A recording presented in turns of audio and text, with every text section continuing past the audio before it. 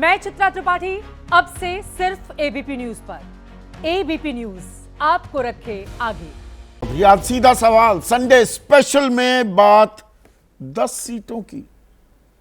विधानसभा के उपचुनाव हैं, पर सीटें ऐसी, राज्य ऐसा, इसे लेकर पिछले 3 महीने से तनाव है। जब से लोकसभा चुनाव के नतीजे आए हैं और उत्तर प्रदेश में समाजवादी पार्टी और कांग्रेस यानी कि इंडिया गठबंधन ने एनडीए को, बीजेपी को उसी के गढ़ में जब से पटखनी दी है, सियासी गर्माहट लगातार बढ़ती जा रही है। वैसे तो पारा गिर रहा है मौसम का, अब हम सर्दियों की तरफ जा रहे हैं, लेकिन चुनावी पारा लगातार बढ़ता जा रहा है और हार की समीक्षा वगैरह कुछ नहीं हुई। मुंह फुलाए गए, पैंतरेबाजी हुई, घेराबंदी की कोशिश हुई एनडीए में, और अब देखिए तनाव का एक आलम देखिए। दोनों कैंपों की मैं बात करने वाला हूं। पहले एनडीए की बात करते हैं, बीजेपी खेमे की बात करते हैं। आज अब से कुछ देर बाद बीजेपी के राष्ट्रीय अध्यक्ष जगत प्रकाश नड्डा के घर पर एक बैठक होने वाली है और बैठक में बीजेपी के चाणक्य, उनके मुख्य रणनीतिकार, देश के गृह मंत्री, सहकारिता मंत्री भी हैं अमित शाह, योगी आदित्यनाथ, उत्तर प्रदेश के मुख्यमंत्री, ये खबर नहीं है, पर साथ में उप मुख्यमंत्री ब्रजेश पाठक और केशव प्रसाद मौर्य। आप कहेंगे इसमें क्या खबर? भाई बीजेपी के सबसे बड़े नेता आने चाहिए। जब सीट कहां कहां लड़ा जाए, कहां घटकों को सीट दी जाए, कौन उम्मीदवार हो, 9 सीटों पर 27 उम्मीदवार शॉर्टलिस्ट कर भी लिए गए हैं, ऐसी हमारी जानकारी है। पर हार की समीक्षा हो, बाकी कैबिनेट की बैठकें हों, the chief minister and the deputy chief ministers don't seem to be seeing eye to eye।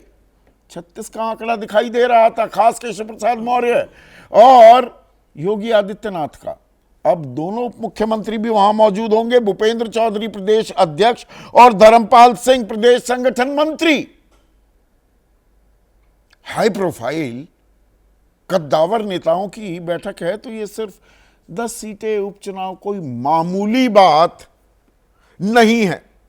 और उधर इंडिया गठबंधन भाई बल्ले बल्ले होनी चाहिए, 37 सीटें जीत गई समाजवादी पार्टी, 6 सीटें कांग्रेस भी जीत गई। 6 तो विधायक नहीं थे, 2022 में 2 विधायकों पर सिमटती दिखाई दी थी, 2.36% वोट लेती दिखाई दी थी कांग्रेस। तो 2 लड़के साथ मिले, हाथ मिले और कारवां आगे बढ़ा, ऐसा बढ़ा, आगे निकल गए एनडीए से।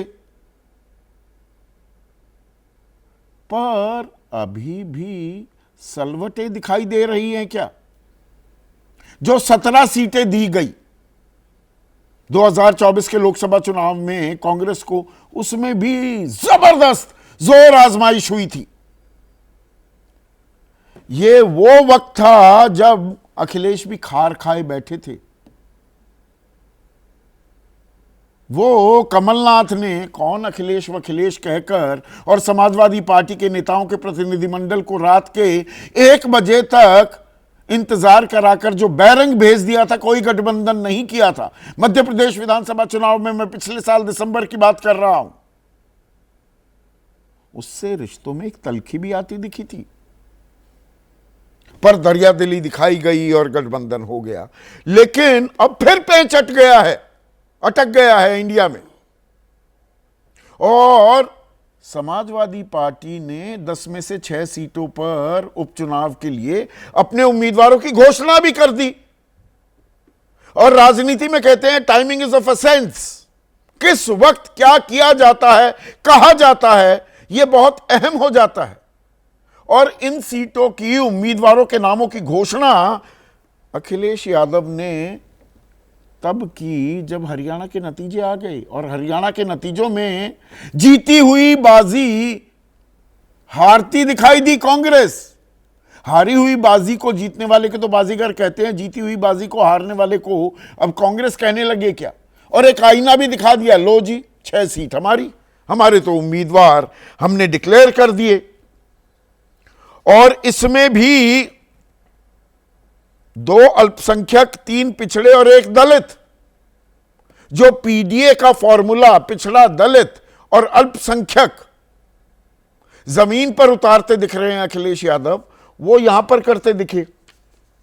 करहल से अपने भतीजे तेज प्रताप यादव को उतार दिया, कटहरी से शोभावती वर्मा, सांसद लालजी वर्मा की धर्मपत्नी है, सीसामऊ से नसीम सोलंकी, पूर्व एमएलए इरफान सोलंकी की धर्मपत्नी, मिल्कीपुर से अजीत प्रसाद, अयोध्या से जो जबरदस्त जीत हासिल करने वाले अवधेश प्रताप के बेटे हैं।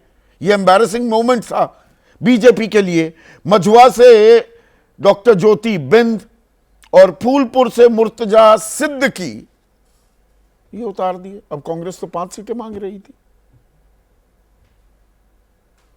और 6 उतारने के बाद बोले गठबंधन बना रहेगा। कांग्रेस का एक अजीबोगरीब खेल है।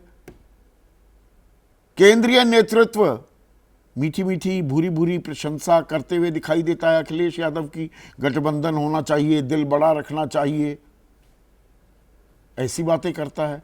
और जो प्रदेश नेतृत्व है, अजय राय प्रदेश अध्यक्ष हैं, वो तीखे तीखे शब्दों का इस्तेमाल, बाण चलाते रहते हैं, तीर चलाते रहते हैं समाजवादी पार्टी पर। तो अब बाकी 4 सीटों में से किसको कितनी मिलेंगी और ये सीटें अहम क्यों हो जाती हैं? अब ये सवाल ना समझाया जाए तो उसके बिना तो ये चर्चा ही बेईमानी हो जाती है। इन 10 सीटों में से 2022 के विधानसभा चुनाव में इवन स्टीवंस का खेल था। इंडिया गठबंधन 5, एनडीए गठबंधन 5। हालांकि उसमें कहने वाले ये कह सकते हैं कि उस वक्त आरएलडी जिन्होंने मीरापुर सीट जीती थी, चंदन चौहान बाद में अब वो सांसद बन गए 2024 के चुनाव में, वो तो समाजवादी पार्टी के साथ था। लेकिन मौजूदा गठबंधन जो हैं, मैं उनकी बात कर रहा हूं। पर अब दिलचस्प बात आपको मैं बताता हूं। 2024 के लोकसभा चुनाव में इन 10 सीटों पर किसने बढ़त हासिल की थी, अगर उसका अंदाजा लगाया जाए तो यह आंकड़ा दरअसल 7-3 का हो जाता है। 6 सीटों पर समाजवादी पार्टी आगे, 1 पर कांग्रेस आगे, 7। बीजेपी सिर्फ 1 सीट पर बढ़त बना पाई, गाजियाबाद शहर की। आरएलडी 1 सीट पर और अपना दल सोनेलाल यानी कि अनुप्रिया पटेल की पार्टी का, वो भी 1 सीट पर बढ़त बना पाए। तो ये 7-3 का आंकड़ा क्या ये चिंता का सबब बन जाएगा? और एक बीच में जो जमीन तैयार होती दिख रही थी कि भाई योगी आदित्यनाथ अब उन्हें हटाया जाएगा, योगी आदित्यनाथ फॉट बैक, और योगी आदित्यनाथ बटोगे तो कटोगे जो बयान 26 अगस्त को दिया था, आज प्रधानमंत्री मोदी भी, और कल तो हमने देखा सरसंघचालक मोहन भागवत उसी लाइन को टो करते दिखे। तो वो दौर बदल गया है, या दरअसल अभी भी कहीं ना कहीं घेराबंदी हो सकती है योगी आदित्यनाथ की, और इसीलिए इन चुनावों में कौन कितनी जीतता है ये देखने वाली बात होगी। इंडिया गठबंधन के लिए हरियाणा चुनाव भी एक सेटबैक था। तो यहां पर जीत या हार उसके साथ जोड़कर देखी जाएगी। और इन सब के बीच, और इस पर चर्चा शुरू करूं, एक अहम घटनाक्रम अनफोल्ड होता दिखा है कल महाराष्ट्र में, जहां चुनावी शंखनाद किसी भी वक्त हो सकता है, चुनाव आयोग चुनावों की घोषणा कर सकता है। वहां पर कांग्रेस के लंबे समय तक के नेता रहे, 3 बार के विधायक, और 2 साल पहले एनसीपी अजित पवार गुट को ज्वाइन करने वाले बाबा सिद्दीकी की हत्या कर दी गई। अब इससे कानून राज पर सवाल उठा रही है कांग्रेस भी, समाजवादी पार्टी भी। इसकी गूंज, make no mistake, Uttar Pradesh में भी सुनने वाली है, क्योंकि बाबा सिद्दीकी भाई नाम बता रहा है वो मुसलमान हैं, दरअसल मूल रूप से बिहार के निवासी, पर कर्मभूमि मुंबई बनी। अब वो एनसीपी खेमे में भी आ गए, सत्ताधारी दल के एक बड़े नेता को भी सरकार ना बचा पाए, और उत्तर प्रदेश में योगी आदित्यनाथ कानून की जो ताल ठोकते हैं उस पर पलटवार करने का क्या मौका मिल जाएगा या मिल गया है समाजवादी पार्टी और कांग्रेस पार्टी को भी, और मुस्लिम बहुल सीटों पर क्या इसका असर और पड़ता दिखाई देगा? करहल की अगर मैं बात करूं, ये तो समाजवादी पार्टी की परंपरागत वोट है, सीट है। 1.25 लाख से ज्यादा यहां पर यादव वोटर हैं। कुंदरकी में 60% से ज्यादा मुसलमान मतदाता हैं। सीसामऊ में 45% से ज्यादा मुस्लिम मतदाता, और मिल्कीपुर में दलित प्लस यादव। दलित इंडिया के साथ आता दिखा था, वो लाल किताब संविधान की कुछ काम करती दिखाई दी थी। 25% जहां कांग्रेस के पास वोट बैंक आया था 2019 के लोकसभा चुनाव में दलितों का, वो बढ़कर 68% होता दिखा 2024 के लोकसभा चुनाव में। लेकिन हरियाणा में वो वापस बीजेपी के पास जाता भी दिखा है। तो मिल्कीपुर एक टेस्ट होगा, साथ ही फूलपुर भी, जहां पर दलित और यादव कुल मिलाकर 1.5 लाख का वोट बैंक बनाते हैं। ऐसे में आज का सीधा सवाल, और 2 सवाल, दोनों गठबंधनों से जुड़े एक सवाल। यूपी में उपचुनाव, बीजेपी में लखनऊ से दिल्ली तक तनाव, और इंडिया में सीटों का क्लेश, 2 पर मानेगी कांग्रेस? चर्चा में मेरे साथ बीजेपी की तरफ से प्रोफेसर सौरभ मालवीय, एनडीए खेमे से 2 और खास मेहमान हैं, एसबीएसपी के राष्ट्रीय प्रवक्ता अरुण राजभर, मलूक नागर। इस पैनल में मैं कह सकता हूं तजुर्बे में काफी असीम तजुर्बा लिए हुए सांसद रह चुके हैं, लोकसभा सांसद, महासचिव हैं आरएलडी के, पहले बीएसपी में थे मलूक नागर। कांग्रेस के राष्ट्रीय प्रवक्ता सीपी राय मेरे साथ हैं। समाजवादी पार्टी के राष्ट्रीय प्रवक्ता उदयवीर सिंह और वरिष्ठ पत्रकार मनोज राजन त्रिपाठी भी इस चर्चा में जुड़ चुके हैं।